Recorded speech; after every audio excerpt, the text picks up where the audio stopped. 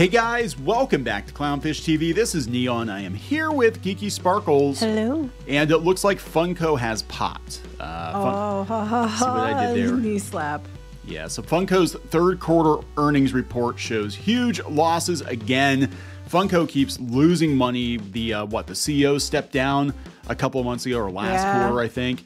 And we've done videos before about how Funko Pops are winding up getting destroyed because they've got so much unsold merchandise. Now Funko does own other things like Loungefly and stuff, which, me alone is probably keeping them in business. But, yeah, we'll talk about this because they said what they're doing is they're actually kind of pivoting toward a direct-to-consumer model, because what's going on is Walmart and Target and GameStop and the handful of stores that carry Funko Pops, the comic shops and stuff like that.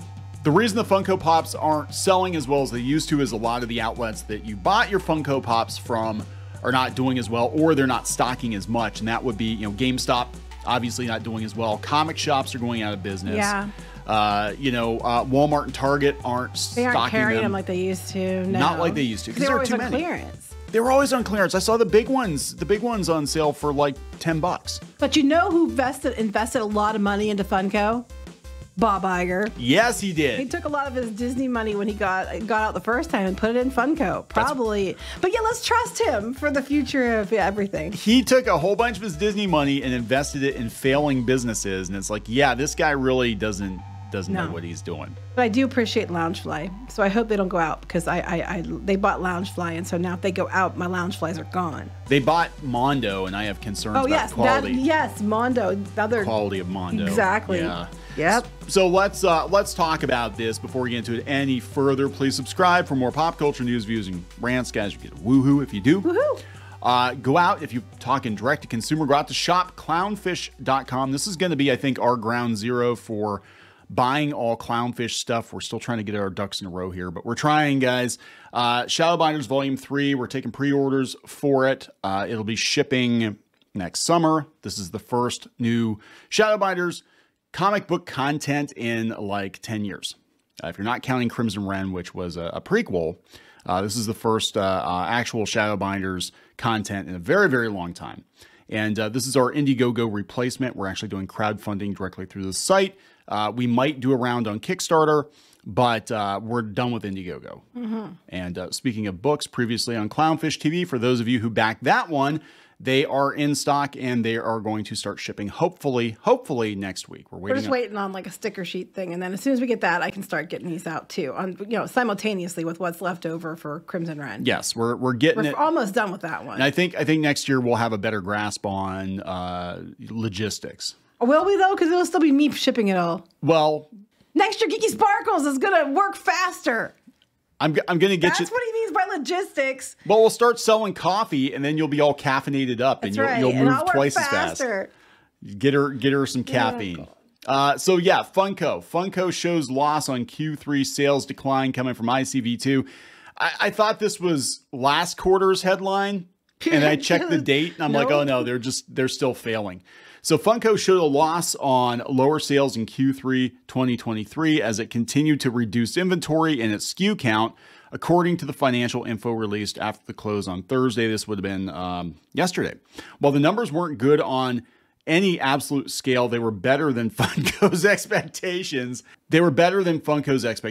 And a significant improvement on the massive losses in the first half of the year. Well, we're not hemorrhaging as bad as we were originally. That's a good thing. Oh God. Sales were $312 million, down 14% from $365 million the year ago quarter. Sales in the US were down 20%.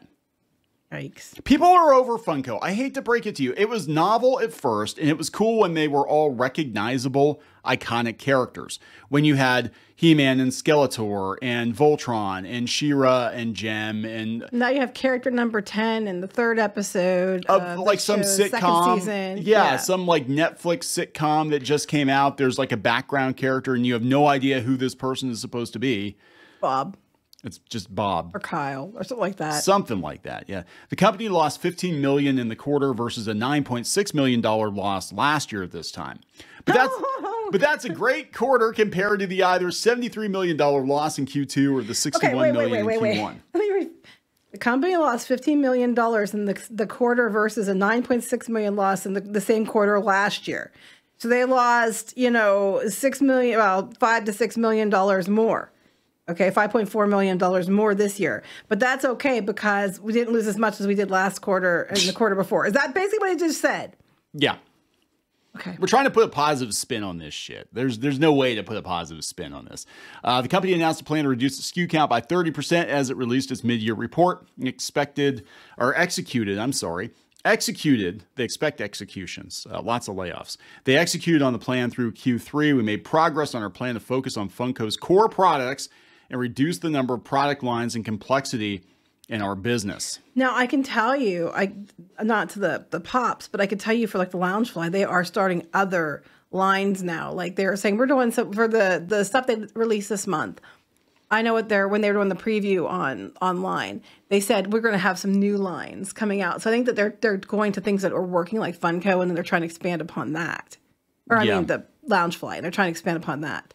Yeah, they said that they're trying to do more direct to consumer. And this is another article that they're trying to do more like higher price niche stuff and sell it direct to consumer, which I think Loungefly would definitely be in that. Mondo would be in that category too. But they said, yeah, they're like, despite the layoffs, despite it not being as terrible as it could be, the $143 million loss in the first 9 months of the year is putting a little pressure on the balance sheet. $143 million. That's and this is not I mean, Funko's sizable, but they're not like Hasbro sizable. Like they can't absorb $143 million loss. Disney, even people will be like, wow, that's a lot of money for Disney. That's a lot of money for HBO or Warner Brothers. And this is, you know, Funko, just Funko. That's massive. Wait, it gets better. Funko has $71 million more drawn on its line of credit than it did a year ago. Oh my God. So they're basically floating this company on loans. That in turn shows up on the operating statement in the form of rapidly increasing interest costs, which rose to $7.6 million in Q3 from $3 million in Q3 of 2022. Oh, because the interest rates went up across the board. Yeah. Another reason why people are not having the extra money to buy this stuff. Yeah. Because they are paying like way more on all their stuff already, and they don't have the extra money. Mass retailers aren't showing a lot of confidence in Funko products, with inventories held by retailers continuing to go down. This has to be, is this correct? Our sell-in continues to be lower than our sell-in.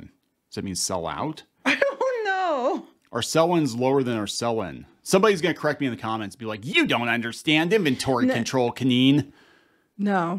I think it's supposed to be sell out. But basically, yeah, the retailers are sitting on it. There were shipping containers full of Funko Pops that were going to be destroyed. They were talking they were going to destroy like $30 million because they can't sell this. And if you go to Walmart, like most of the Walmarts I've been to, they used to have a pretty sizable pop section, and they used to actually sell them in the toy aisle and stuff too, and then back in the electronics. And I'm not seeing that now. I'm seeing some, but not like it was. A handful, like maybe an end cap full. I know Loungefly just did. Now I know this. Because it's owned by Funko. I'm bringing it up. They just did a massive sale, and they were like selling for a couple of days, like blowing out stuff, you know, like crazy. And then at the end of last month, I want to say it was. Yeah. So they were trying to do big sales. I wonder if that was to try to pick up some of the losses. It might have been. Yeah. Direct to consumer sales are up. I think across the board with collectible stuff. I think direct to consumer is the way things are going to go, because I'm seeing that a lot with like Super 7. I think the stores don't want to carry it because sometimes these things that are, there's too niche. And some of these things that are like this kind of stuff, they're not so much Funko Pops, but other things can be pricier because they're a small company and people don't want to pay that. And then they're stuck with it. And they already probably pay a lot more than they would like from a Hasbro or Mattel per piece anyway. You know, so they're stuck with it. They can't. And then if they sell it at a sale, they might not make anything from it. So they just probably aren't going to waste their time. Well, yeah. I mean, look at like with the Super 7 figures. So Reaction Power Ranger figures, like, you know, $18 to $20 for like a 4-inch action figure. But then Hasbro's selling Power Rangers in the toy aisle for like, you know, $10, $12 or whatever, you know. They're going to be like, you're wrong. It's $18.75. It probably is now, but I know that they have cheaper versions of the toys. Speaking of toys, I think it's funny they have the bigger Star Wars figures, and they had like the Black Label ones or whatever. But they have all the other ones were like $25. But if you want Boba Fett, he was like $33 or something like that. I was like, this is stupid. Same size. Yeah, because it's Boba Fett. People are because like, you're Boba wrong. Fett, yeah. You're wrong. They're only 20 something. I'm like, not Boba Fett. Boba Fett's like $35 or something. Yeah, it's ridiculous. Like, don't tell me I don't know what I'm talking about. I was looking at the price sticker when I wrote the post. Yeah, Anyway. yeah. Well, we had Bobby Vala on from Valaverse, and he used to work for Hasbro, and he's doing the Valaverse line now, which are the G.I. Joe adjacent line. But he was on the D-Res podcast, and he said that he actually bought, I guess he bought one of those Boba Fetts.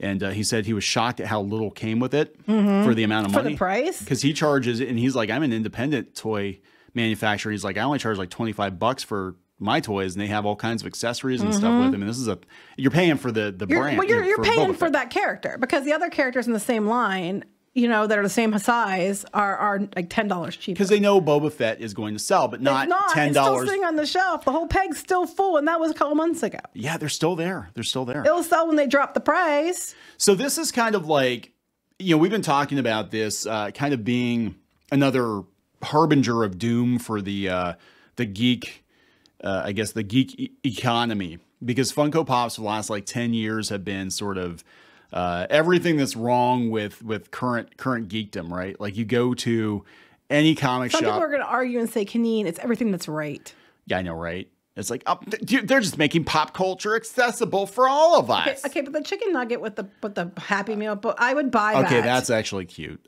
Just as a Halloween decoration. I would buy that. Sorry, but I would. I wouldn't buy the nugget alone, but when I see the buckets with it, I'm like, damn it. Yeah, that's pretty cute. I actually have the McDonald land because you do, because I got it for you. I wouldn't buy them on my own, but Geeky buys them for me. Yeah. He loves them. He loves McDonald land. Anyway, continue. I'm sorry. The geek economy. Continue. The geek economy. Yeah. So you go to comic book conventions, and they're walls, like literal walls of Funko Pops. You go to a comic shop, and how are these comic shops staying in business when nobody's buying new comics? They're selling back issues, they're selling Funko Pops, and they're selling tabletop games. That's how they stay in business. They're not selling new comic books. Man, comic book industry's fine. My comic shop in Portland. I'm like, well, that's your comic shop. Oh, no, come on. Portland, they don't have any money. Anyways, I mean, the type that they want, their audience, they would pander to, don't have the money. But it's like, again, it's another, like, example, because we did a video a couple of weeks ago talking about how it seemed like we're on the other side of like the peak geek nerd culture thing now, and everything's sort of in rapid decline. Magic and D&D and stuff, because they're blowing themselves up. I want a t-shirt that goes across your chest and says peak geek, because it would be right across peak geek. It's better than Geeky's Peaks. I mean, go either way. Oh no, you're gonna get people ideas. I'll go with peak geek. Nerdy nipples? No, peak geek, because that's it's not as on the nose. It could be on the nose. I try not to. The nose could be between them. They're kind of their own like country, but I could always get peak geek underwear. True. I could. We could sell t-shirts and underwear. T-shirts and underwear. Peak geek. Oh my god. But yeah, look, it's all ending. It's not doing well. They got an interim CEO. There was talk that GameStop was going to buy him. I'm like, that is a Sears and Kmart getting together move, to have GameStop buy Funko Pop, and just have them both like just burn together. I think Funko as a company, as a brand, will probably be fine, but I think that they're definitely going to have to pivot their whole business model, and they're probably going to do more or fewer higher end items, more targeted. And again, you can make a very healthy, profit, or have a business selling niche products to niche audiences over the internet. But when Funko Pop is publicly traded, that's the problem. If they weren't publicly traded, and the investors are constantly demanding more and more and more and more, if it was a private company, I don't think they would have done this, because they bought out Mondo and Loungefly that were private companies. Yes. And now they're part of they're cog in there's a cog in the mechanism, and they can't pivot like they could before. They can't, they, like you said, they owe investors money and an answer. I think you're better off. I understand people want to grow their businesses and sell their businesses, whatever, but I think if you actually care about your business and you care about your audience, you should keep it private. Because then you don't have to, like, if you have a bad year or two, that's fine. You can rebound. But if you go public, all your financials are out there, and your investors are going to get antsy, And it's just a domino effect. Well, flip side, I mean, if I had a company that was worth a lot of money and someone said, hey, you want to buy it? I'll buy this out for a whole bunch of money. I'd be like, yeah. Clownfish can be bought. I don't have to deal with people anymore here. That's true. You get to a certain point, you might just be like, yeah, I just don't want to deal with people anymore. I would like to just retire and just roll around in my money. That's what we do. Just kind of roll around. But I just think it's funny though, because Bob Iger invested a shit ton of his money from Disney, and he sold his stock and then invested it in places like Funko. Yep. And yeah, not a good choice. Not a good choice, Bob. Once you pop, you can't stop working. You have to go back. That's why you had to go back to work, Bob, because you blew all your money on Funko Pops. Oh, no. Bob Iger blew all his money on Funko Pops. No, on Funko. I mean, that Disney has a really good relationship with Loungefly. So anyway, I know because I buy a lot of their stuff. Yeah. So yeah, not looking good. I just think it's funny though that the kind of like we talked about the other day, like with the movie of Wish, and it's going to do better than Encanto and Strange World, which isn't like saying much. That's kind of what they're saying here. Well, it's not as bad as the last 2 quarters, so that's a good thing. Oh my God, watch Disney buy Funko and then be like, oh, we've got our own toy company now. We don't need Hasbro anymore, and we'll just have Funko make all the crap. And then we'll have Parks exclusive. They already have Parks exclusive Funkos. But the Funkos, I mean, what their pops aren't the same thing as making. Yeah. You know. They do action figures and stuff too. They do like actual action figures. They did the Freddy's action figures. They could. They can basically make anything, and then just be like, okay, cool. So now we're gonna have a Funko Pop TV show, and we're gonna get these kids to just like have big black eyes, and it's gonna be like, Children of the Damned. Everybody gets popped. Oh my God, that'd be a horror movie. Funko Pop, the horror movie. That's what that Ewok, that life-size Ewok. Yeah, what it reminded me of these because it had like flat black eyes, like a little bit gloss on them, and I was like, it's like a Funko Pop. It looks dead inside. Are we done? We are done. I'm dead inside for this video. I'm ready to move on. All right, let's wrap it up. Please subscribe for more pop culture news, views, and rants, guys. We'll talk later. Bye.